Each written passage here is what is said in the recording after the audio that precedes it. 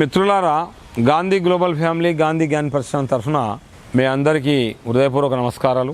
గాంధీ లండన్లో విద్య పూర్తి చేసేసి బ్యారిస్టర్ చేసుకొని పోర్బందర్ వచ్చింది. ఇంకా కొన్ని రోజుల తర్వాత వాళ్ళన్న దక్షిణాఫ్రికాలో అబ్దుల్లా సేఠ్ ఉన్నాడు. అబ్దుల్లా సేఠుకు కొన్ని కేసులున్నాయంట దక్షిణాఫ్రికాలో. నువ్వు పోయి అక్కడ వాదించాలని చెప్పి గాంధీని పురమాయిస్తాడు.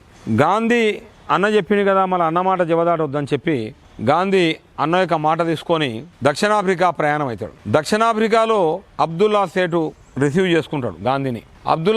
అబ్దుల్లా సేటు రైల్వే స్టేషన్కి వచ్చి గాంధీని తీసుకుపోయి తన యొక్క కేసులు అప్పచెప్పి ఆ విధంగా అక్కడ పనిచేస్తున్న సమయంలో గాంధీ అక్కడ కేసులు వాదించేటప్పుడు దక్షిణాఫ్రికాలో ఆ కేసులలో కొద్ది అవినీతి ఉండడం వల్ల గాంధీ నేను కేసులు చేయనని చెప్తాడు.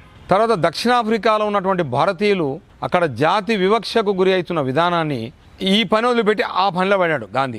అక్కడ ఏదైతే జాతి అహంకారంతో తెల్ల జాతీయులు నల్ల జాతీయుల మీద చేస్తున్నటువంటి ఏదైతే హింసాకాండ ఉందో, నిరంకుశత్వం ఉందో, వీటిని వ్యతిరేకించడం మొదలుపెట్టిన గాంధీ. ఆ క్రమంలో గాంధీ అక్కడ భారతీయుల యొక్క హక్కుల కోసం, భారతీయుల యొక్క రైట్స్ కోసం పెద్ద ఉద్యమం మొదలుపెట్టిండు గాంధీ. ఆ విధంగా ఉద్యమం మొదలుపెట్టి చివరి వరకు ఆ ఉద్యమాన్ని నడిపి అక్కడ హక్కులు సాధించిండు. ఈ విషయం తెలుసుకున్న బాలగంగాధర తిలక్, గోపాలకృష్ణ గోఖలే దక్షిణాఫ్రికాలో మన పిల్లగాడు ఇంత పెద్ద ఉద్యమం చేసి హక్కులు సాధించిందని తెలుసుకొని అతన్ని గెలవాలని చెప్పి నిర్ణయించుకుంటారు.